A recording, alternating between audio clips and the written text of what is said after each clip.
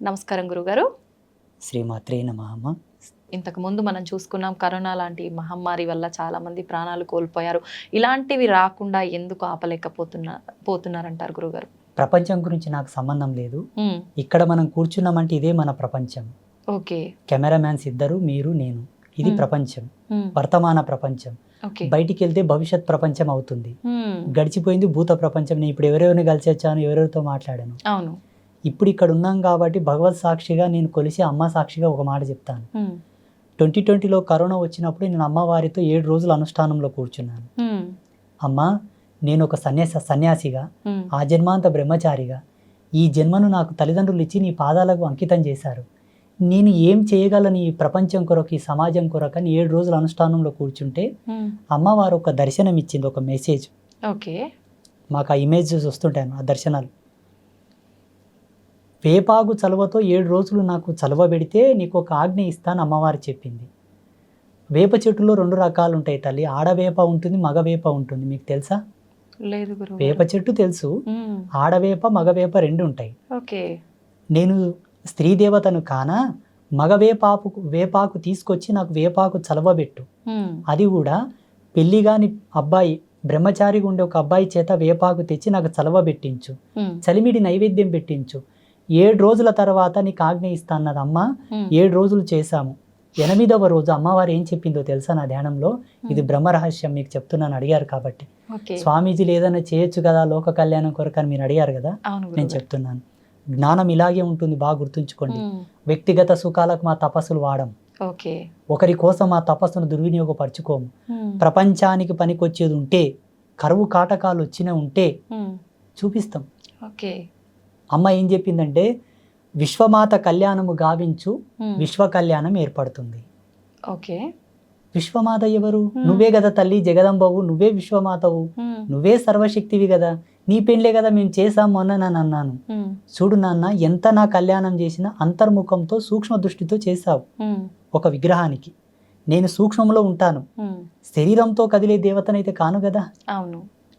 శరీరంతో కదిలే ధర్మం, నడిచే దైవం, మాంసనేత్రంలో ముద్దతో ఉండేటటువంటి విశ్వమాత ఉన్నది. ఆ విశ్వమాతకు నువ్వు కళ్యాణం చేయి. నీలాక కదులుతుంటది, చూస్తుంటది, వింటుంటది, మాట్లాడుతుంటది. అంటే పలుకుతుంటది, మాట్లాడదు, పలుకుతుంటది. ఆ విశ్వమాతకు కళ్యాణం చేయి, విశ్వ కళ్యాణం ఏర్పడుతుంది. ఇవన్నీ ఉంటే అప్పుడు మానవులు అవుతారు కానీ దేవతలు ఎలా అవుతారు గురువు? అదే ఎవరు విశ్వమాత అని ఒకసారి బాగా తర్కం చేసుకుంటే 1:30 వరకు అందలేదు. 1:30 తర్వాత మళ్ళీ ఒక దర్శనం ఏమొచ్చిందంటే గోవు. విశ్వమాత అంటే గోవు. గోవుకు కళ్యాణం చేస్తే ఆ కళ్యాణం గడిచిన ఉత్తరక్షణమే అంతా ఆంక్షలు పోతాయి, అందరూ కలిసిమెలిసి తిరుగుతారు, కోవిడ్ అనేది వెళ్ళిపోతుందని ఒక దర్శనం వచ్చింది. నా తపస్సు, నా అనుష్ఠాన సత్యం చెప్తున్నాను చూడండి. మీరు అడిగారు కాబట్టి ఇంతవరకు ఎక్కడ రివీల్ చేయలే, ఫస్ట్ టైం మీ మీడియాలో చెప్తున్నాను నేను. 2021వ సంవత్సరంలో ఆచార్యుల దగ్గరికి వెళ్ళాను. అయ్యా, నాకు ఒక దర్శనం వచ్చింది, ఉడతా భక్తి, నేనేం పెద్ద ఉద్ధరణ చేసేవాడిని కాను, ఈ కోవిడ్ ఆంక్షలు పోయి అందరూ సుఖ సంతోషాలతో ఉండాలని నాకు ఒక దర్శనం వచ్చింది నా తపస్సులో. గోవుకు కళ్యాణం చేసి ఆ పుణ్యశక్తిని లోక కళ్యాణానికి ధారబోయాలనుకుంటున్నాను. నేనే కర్తను. నా గోశాలలో ఉండే గోవును, ఒక కోడెను రెడీ చేశాను.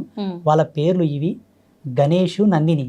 వీళ్ళ పేరు మీద లగ్న ముహూర్తం పెట్టానని ముహూర్తం తీసుకొని పత్రికలు కొట్టించి, పెద్ద పెద్ద వాళ్ళకందరూ పత్రికలు వించి, ఎంతో మంది పీఠాధిపతులను పిలిపించి, 7 అంతరాల పందిరి వేసి, కన్యగా ఉన్న గోమాత, మళ్ళా కోడెలు వారిన తర్వాత గోవు కళ్యాణానికి పనికిరాదు. కన్యగా ఉన్న గోమాత, సంవత్సరం దాటిన గోమాత, సమకాలికమైన కోడే. వాటికి మన సనాతన ధర్మంలో చెప్పిన పద్ధతి ప్రకారంగానే కళ్యాణ తంతు చేయించి ఆ పందిరిలోనే సంకల్పం చేశాం పాలబాసలు ఆచార్యుల ముందల్ని. 2021వ సంవత్సరంలో నేను ఒక సన్యాస ధర్మంలో ఉండి అంబాత్రయ క్షేత్రములు వేసిన ముగ్గురమ్మల సాక్షిగా నేను ఈ గో కళ్యాణం చేయుచున్నాను. వచ్చే సంవత్సరం వరకు కోవిడ్ ఆంక్షలు పోయి అంతా సస్యశ్యామలంగా జరగాలని సంకల్పం చేస్తే 2022వ సంవత్సరం వరకు అన్నీ పోయాయి. 22లో చేశాము, 23లో చేశాము.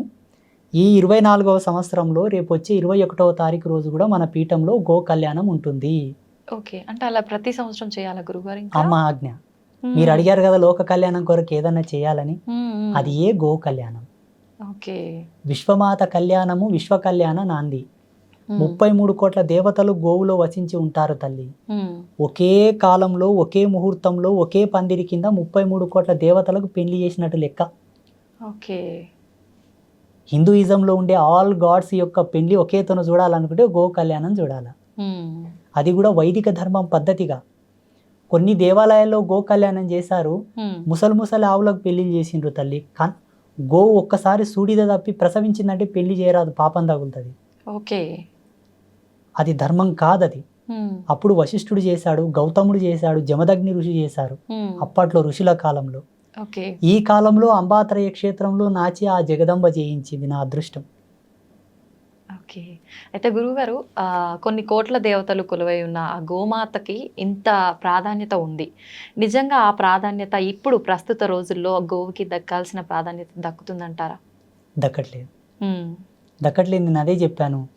అమ్మను హింసించిన, గోవుని హింసించిన, నేలని కలుషితం చేసిన, గాలిని కలుషితం చేసిన, గంగా నదిని కలుషితం చేసిన, గురువులని అవహేళన చేసిన ఈ జన్మలో ప్రాయశ్చిత్తం లేని పాపాలు తగులుతాయి. ఓకే.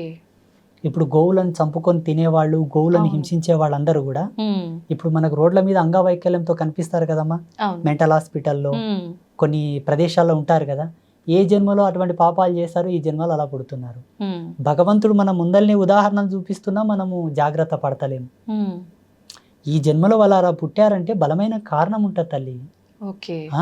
ఆ కారణంగా ఈ జగతి లోపల ఆకు కూడా రాలదు. అటువంటిది ఈ శరీరం ఎక్కడ, మనం పుట్టడం ఏమిటి, అలా పుట్టడం ఏమిటి. మీరు ఇంత చక్కగా ఇంత మంచిగా ఉన్నారంటే ఏ జన్మలో పుణ్యం చేసుకున్నారు? మీ పెద్దలు చేసిన పుణ్యమో మీ పుణ్యమో. ఓకే. అయితే గురువుగారు, పెద్దవాళ్ళు అనేసరికి నాకు ఒకటి గుర్తొచ్చింది. పెద్దవాళ్ళు చెప్తుంటారు, ఎన్ని పాపాలు చేసినా సరే ఏదో ఒక పుణ్యం కనుక మనం గట్టిగా చేసుకుంటే కనుక అన్నీ తొలగిపోతాయని. నిజమే అంటారా? 100%. ఆ పుణ్యం ఏంటో చెప్తాను. జన్మనిచ్చిన తల్లిదండ్రులను చేసుకున్న పుణ్యం 3 తరాల వరకు వస్తుంది, 3 generations వరకు వస్తుంది. చాలా పవర్ఫుల్. తల్లికి తండ్రికి ఇద్దరికి సేవ చేసి వాళ్ళు ఉన్ననాళ్ళు వాళ్ళు చనిపోయే వరకు నీ కడుపులో పుట్టిన పిల్లలు నువ్వు ఎంత ప్రేమగా చూస్తావో, నీకు జన్మనిచ్చిన వాళ్ళు కాబట్టి వాళ్ళని అంతే ప్రేమతో చూడగలిగి వాళ్ళకి ఏ కష్టం రాకుండా, ఏ ఇబ్బంది రాకుండా వాళ్ళని చూసుకుంటే ఆ పుణ్యం ఎంత గండంలోనే నిన్ను కాపాడుతుంది. ఓకే. రణంలో పోయినా నీ అరికాలకు ముళ్ళు నాటనట్లా బయటకు వస్తావు. మా పెద్ద మనుషులు అంటారు మోటుగా వల్ల. మీకు ఇలాగే చెప్పాలి అంటే ప్రేక్షకులకు ఇలా చెప్పాలి కాబట్టి. గోవుని పూజించిన, గోవుని పోషించిన, గోవుకు భోజనం పెట్టిన సేమ్ పుణ్యం వస్తుంది. గురువులను సేవించుకున్న, గురువులను గౌరవించిన, గురువులను ఆదరించిన అదే పుణ్యం వస్తుంది. గురువులు అంటే అందరు గురువులు గారమ్మా. కర్మరహితుడు, సంసారరహితుడు, సంసార త్యాగం చేసిన వాడు, సంకల్ప త్యాగం అనర్చిన వాడు శ్రేష్టమైన గురువు. పరిపూర్ణమైన జ్ఞానానికి సంబంధించిన వాడై ఉండాలి. విశ్లేషణాత్మకంగా జీవితం ఉండాలి. సర్వధర్మముల యందు అనురక్తి కలిగి ఉండాలి. ఆయన శ్రేష్టమైన గురువు. కాషాయం కండువ భుజమి వేసుకున్న వాళ్ళంతా గురువులు గారు. ఇది కూడా మరి అంటే ఇప్పుడు దొంగ స్వామీజీలు చాలా మంది ఎక్కువైపోయారు కదా గురువు గారు, అలాంటి వాళ్ళని మనం ఎలా గుర్తించవచ్చు అంటారు? ఈ జన్మలో కాషాయం కప్పుకొని మోసం చేస్తున్న వాళ్ళంతా మరో జన్మలో ఎలా పుడతారంటే మతిహీనులై పుడతారు. పిచ్చి పిచ్చి చేష్ట చేసే వాళ్ళు పుడతారు. వాళ్ళకు శాపం అది. ఎందుకంటే కాషాయం జ్ఞానం, జ్ఞానంతో వ్యాపారం చేస్తున్నావు కాబట్టి మరు జన్మలో జ్ఞానం లేకుండా, తన మీద తనకు సోయి లేకుండా, ఈ జన్మలో భగవంతుని కేంద్రకంగా, భగవంతుని ఒక వ్యాపార కేంద్రకంగా పెట్టుకొని దేవుని ముందల పెట్టి నువ్వు డబ్బులు సంపాదిస్తున్నావంటే మరు జన్మలో తినడానికే తిండి లేనటువంటి దేహి అనాల్సిన జన్మలు పుట్టాల్సి వస్తుంది. భగవంతుడు వ్యాపారం కాదు తల్లి. అసలు భగవంతుని మీద మనం అసలు భగవంతుని మీద వ్యాపారమే కరెక్ట్ కాదు. అది శాస్త్ర సిద్ధాంతాలను అమ్ముకోకూడదు, పంచాంగాన్ని అమ్ముకోకూడదు, మంత్రాలను అమ్ముకోకూడదు. ఇవన్నీ కూడా పరమ పవిత్రమైనటువంటి మంగళకారకములు ఇవన్నీ.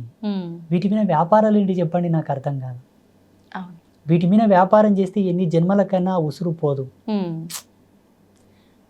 నీవు ఒక ముహూర్తం పెట్టించావు తల్లి, ఆయన పరవశించి నీకేమన్నా పెట్టిపోతే ఆయన ఇష్టం, డిమాండ్ చేయకూడదు. నువ్వు ఒక మంత్రం ఇచ్చావు, ఆ మంత్రం కొన్నాళ్ళు ఆయన సాధన చేసిన తర్వాత మంచిగా అయ్యొచ్చిండు. గురువు గారు మీరు ఇచ్చిన మంత్రం వల్ల నాకు మంచి జరిగింది, గురుదక్షిణగా మీకేమన్నా ఇచ్చుకుంటానని ఆయన ఇస్తే స్వీకరించు, తృప్తిపడు. డిమాండింగ్ వద్దు, ఆర్డర్ వద్దు.